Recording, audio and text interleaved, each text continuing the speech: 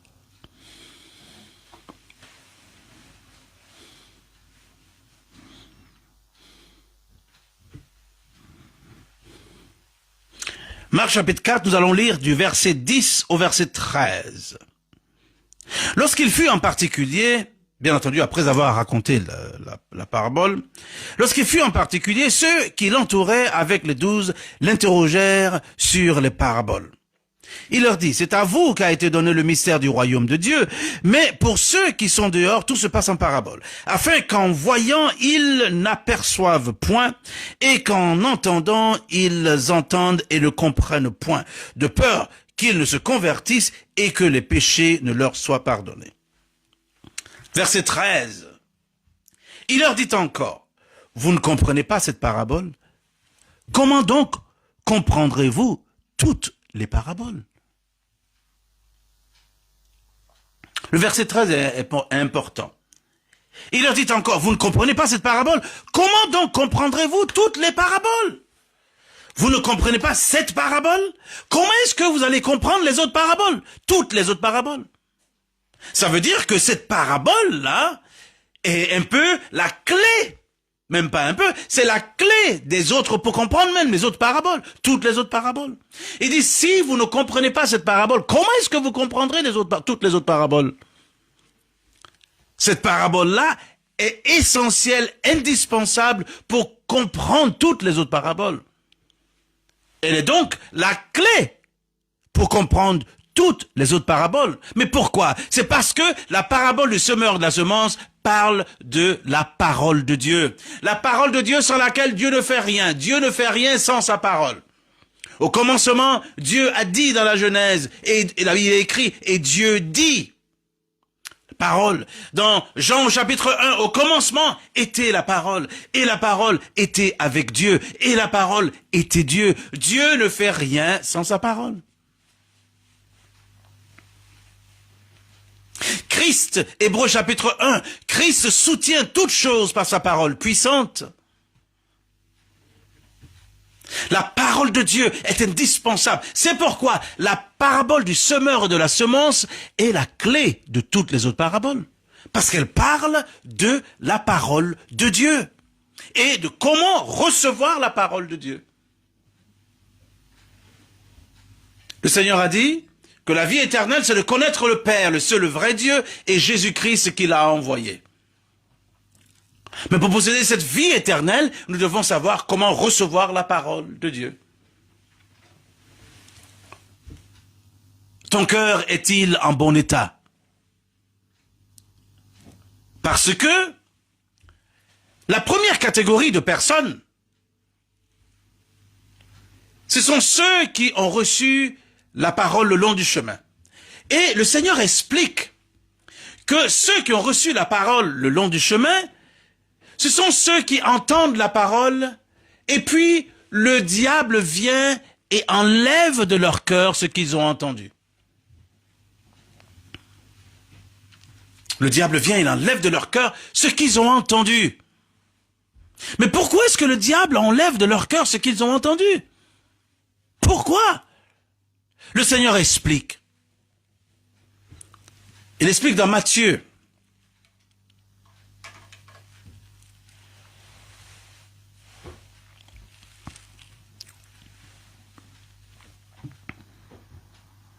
Matthieu au chapitre 13. Matthieu au chapitre 13.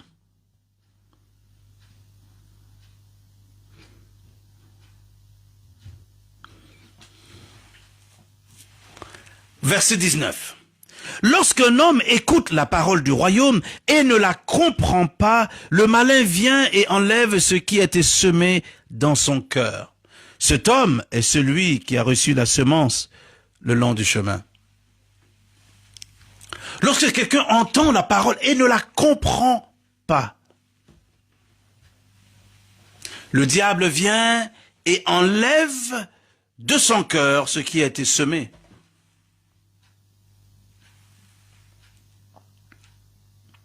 C'est pourquoi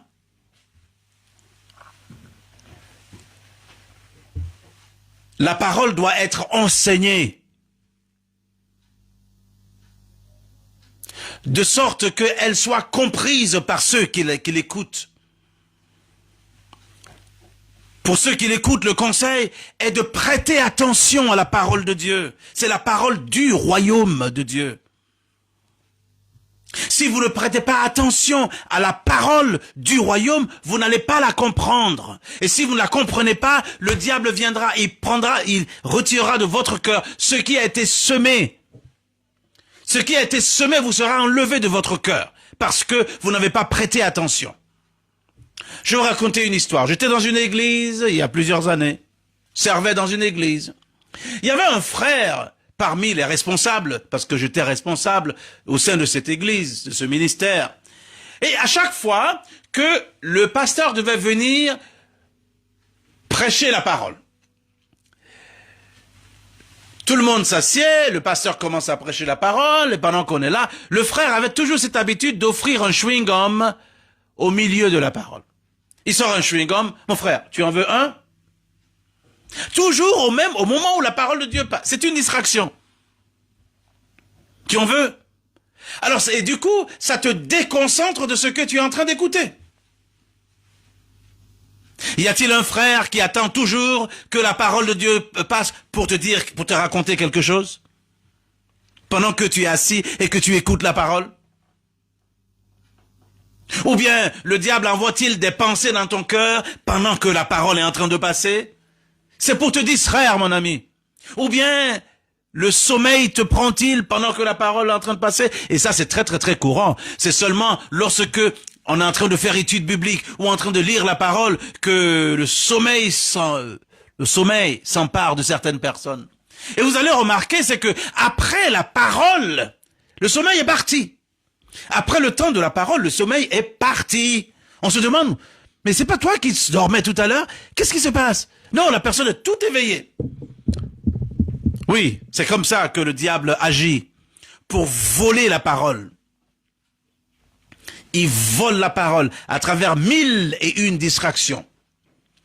Et bien entendu, tu ne comprends pas la parole puisque tu n'étais même pas là pour la recevoir. Oh oui, tu étais présent à l'église, mais tu n'as pas prêté attention, donc tu n'as pas compris la parole. C'est la parole du royaume qui vient pour te sauver. C'est une instruction qui vient de la part de Dieu. Mais parce que tu étais distrait, tu n'as pas compris la parole. Le Seigneur dit, lorsqu'un homme écoute la parole du royaume et ne la comprend pas, le malin vient et enlève ce qui a été semé dans son cœur. Cet homme est celui qui a reçu la semence le long du chemin.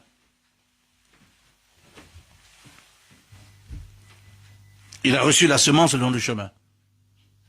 Il n'a pas compris la parole. Parce qu'il ne s'est pas disposé même pour entendre la parole. Vous savez, le terme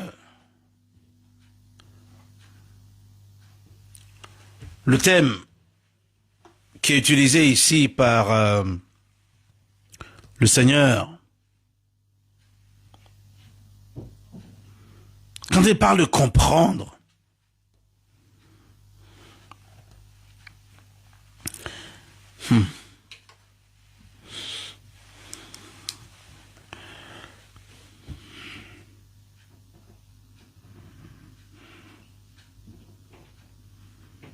ce que le terme comprendre,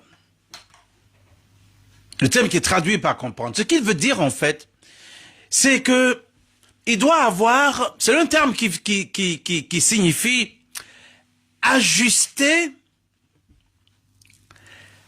la perception avec la chose perçue. Ça veut dire, quand la parole de Dieu arrive, il faut qu'il y ait un ajustement. Imaginez un peu mes deux mains. Quand je veux mettre les deux mains ensemble pour former ceci, il faudrait que chaque bloc ait sa place afin qu'il y ait un croisement correct et parfait. Il faudrait qu'il y ait un ajustement entre la perception et puis la chose perçue. La parole de Dieu est annoncée. Pour ça, on a besoin d'être focalisé. Pendant que le message est en train de passer, si tu ne prêtes pas attention, si tu n'es pas focalisé, tu ne vas pas comprendre la parole. Et si tu ne comprends pas la parole, tu ne porteras pas de fruits. Remarquez, ceux qui ont porté du fruit au centuple, ce sont ceux qui ont entendu la parole dans un cœur, avec un cœur honnête et bon. Le cœur est honnête. Ça veut dire que cette personne-là, non seulement a eu un cœur honnête, mais cette personne a entendu, a prêté son attention, afin d'entendre ce que le Seigneur était en train de dire. C'est pourquoi cette personne a pu évaluer son cœur pour dire, oui, effectivement, oui, il y a eu un problème, oui, je ne crois pas, ou alors j'ai commis tel péché, etc., afin d'ajuster son cœur à la parole, avec la parole. Si la personne est distraite, elle ne peut pas analyser la parole, elle ne peut pas recevoir la parole, ajuster la parole afin de conclure qu'elle a besoin de cette parole.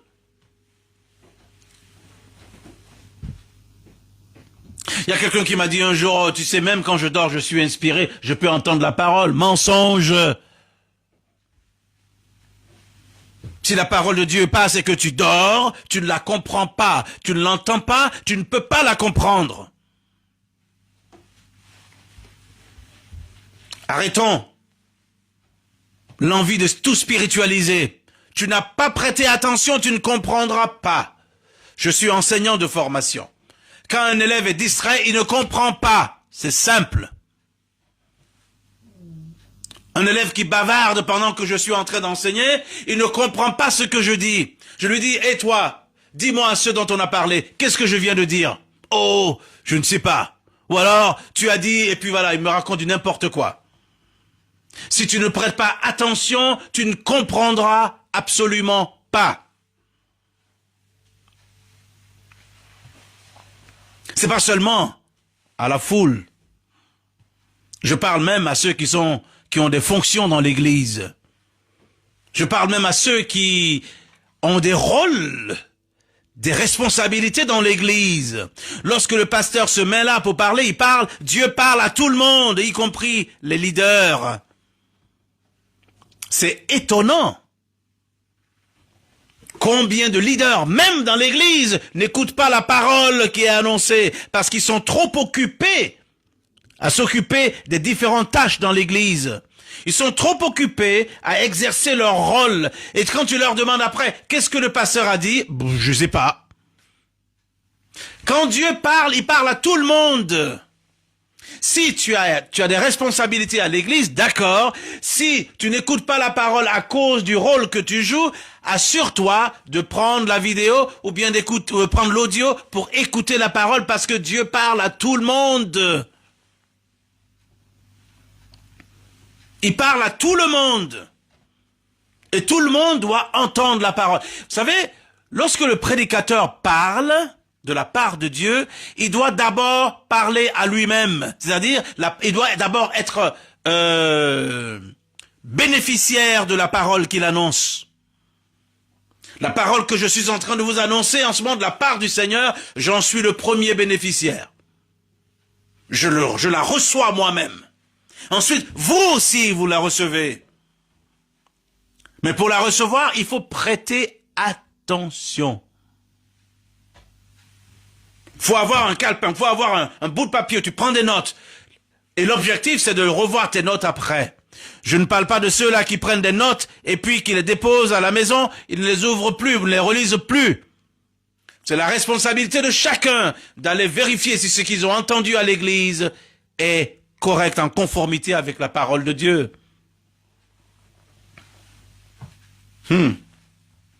Car Dieu parle à tout le monde. N'oublions pas, c'est la parole du royaume. C'est la parole du royaume. C'est la parole du royaume. C'est la parole du royaume. C'est la parole du royaume. Si tu ne connais pas la parole du royaume, comment est-ce que tu peux fonctionner dans le royaume?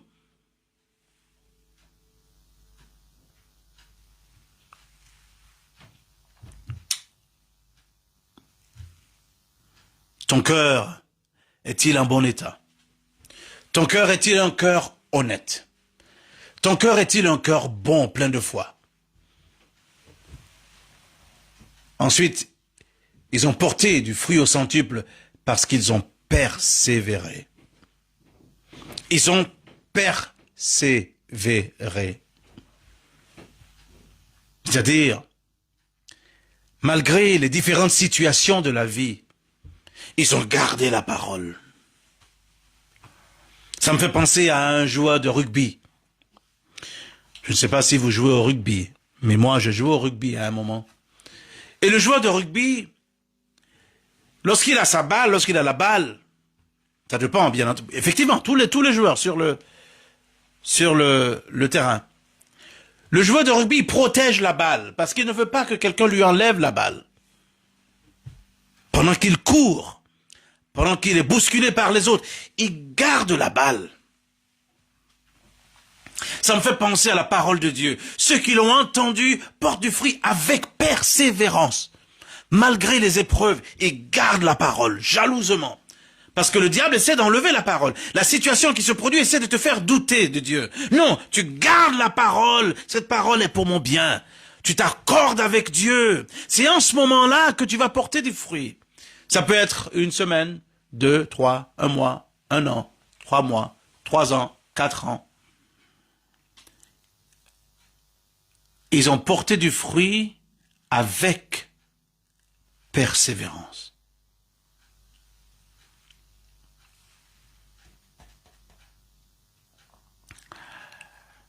Il y a un frère qui m'a dit, il m'a dit une fois, il y a longtemps maintenant, il m'a dit que lui, non, en fait c'était quelqu'un un prédicateur.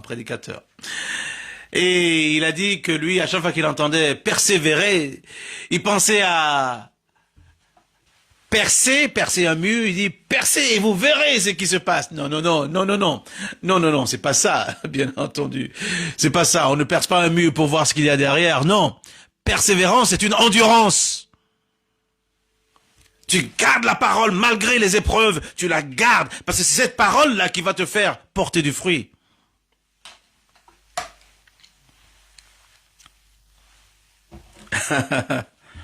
Oh là là. Alléluia.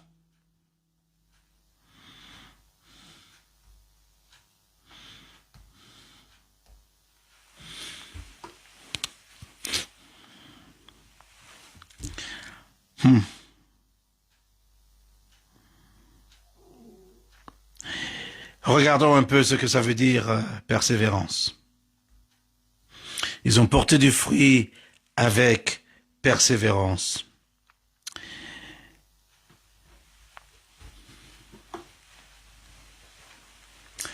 Le mot, c'est le mot hupomone. Hupomone, ça veut dire immutabilité, ça veut dire constance, ça veut dire résistance, ça veut dire endurance. Et dans le Nouveau Testament, c'est la caractéristique d'un homme qui ne s'écarte de son but délibéré et de sa fidélité à la foi et à la piété malgré les grandes épreuves et douleurs. Écoutez bien, il dit, c'est la définition, immutabilité, constance, résistance, persévérance ou endurance. Dans le Nouveau Testament, c'est la caractéristique d'un homme qui ne s'écarte pas de son but délibéré et de sa fidélité à la foi et à la piété malgré les grandes épreuves et les douleurs. Il attend patiemment. Il est patient, il est immuable dans son attente. Un patient endurant, ferme, persévérant, malgré les situations de la vie, malgré les épreuves et les douleurs, il garde la parole, il ne s'écarte pas de son but. Son but, c'est le ciel, le royaume de Dieu. Il ne s'écarte pas, malgré les situations de la vie. Il a mis sa foi en Jésus une fois et pour toutes. Il a cru que Jésus-Christ est le Seigneur. Alors, il a donné sa vie à Jésus. Il persévère avec Jésus, avec la parole de la vérité. C'est comme ça, c'est cette attitude-là que nous devons avoir vis-à-vis de Dieu et de sa parole. Alors, nous porterons du fruit au centuple. Si nous n'avons pas cette attitude, nous ne pouvons pas porter du fruit.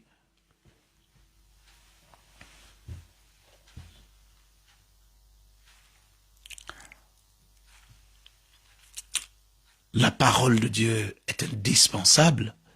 La parole de Dieu est indispensable. Si vous n'avez pas de parole en vous, alors comment est-ce que le Saint-Esprit va travailler? Puisque, selon Éphésiens chapitre 6, il dit, prenez par-dessus tout, prenez l'épée de l'Esprit qui est la parole de Dieu. Le Saint-Esprit a besoin de la parole en toi. Il y a des gens qui lisent pas la parole. Ils ne font qu'écouter la parole, prêcher. Mais eux-mêmes ne font pas de recherche. Eux-mêmes ne font pas de recherche. Ou alors s'ils doivent lire la parole de Dieu, c'est juste un verset, et puis terminé. On la lit en 2 secondes. Et puis on dit qu'on a lu la parole. On se pacifie pas d'avoir lu la parole. Parce qu'on a lu un verset, pouf, rapidement, en 2 secondes. Et on dit qu'on est chrétien. Non, non, non, tu ne peux pas connaître Dieu, le seul et vrai Dieu, et Jésus-Christ que Dieu a envoyé. Si tu lis la parole juste un verset en 2 secondes, et puis c'est terminé, tu peux pas connaître Dieu, parce que Dieu, on le connaît dans sa parole. Tu peux pas le connaître.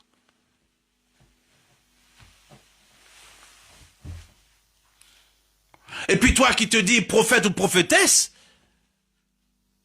tu lis pas la parole, il n'y a aucune parole en toi, qui parle par toi? S'il n'y a pas de parole en toi, la parole de Dieu en toi, qui parle par toi?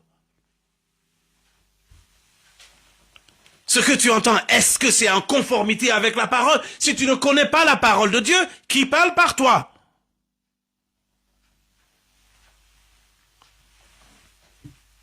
Il faut pas seulement lire la parole, il faut l'étudier. Étudie la parole. Comme lorsque tu étudies à l'école pour avoir un diplôme, étudie la parole, pas nécessairement pour avoir un diplôme à la fin, mais c'est pour connaître, c'est plus qu'un diplôme, pour connaître Dieu dans sa parole.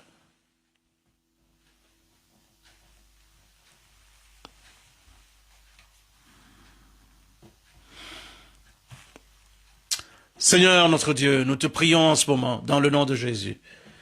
Nous nous repentons d'avoir négligé ta parole. D'avoir négligé ta parole. Pardonne-nous. Sanctifie-nous en ce moment. Car rien n'est plus grand, important que ta parole. Ta parole dit que tu as exalté au-dessus de tout ton nom et ta parole, et que tu as magnifié ta parole au-dessus de ton nom. Alors pardonne-nous d'avoir négligé la parole que tu nous as donnée, si importante, cruciale. Notre Dieu, sanctifie-nous et donne-nous la grâce d'aimer ta parole et de l'étudier. Merci Seigneur notre Dieu. Dieu notre roi, nous rendons grâce au nom de Jésus. Amen. Le Seigneur t'a parlé. Nous allons poursuivre ce message parce que ce message est crucial puisqu'il parle de la parole du royaume et de la réception de cette parole.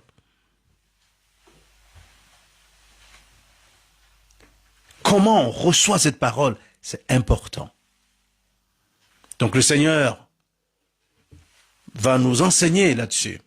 Nous allons avoir une étude biblique. Alors, participez à l'étude biblique massivement si vous voulez apprendre à connaître Dieu dans sa parole.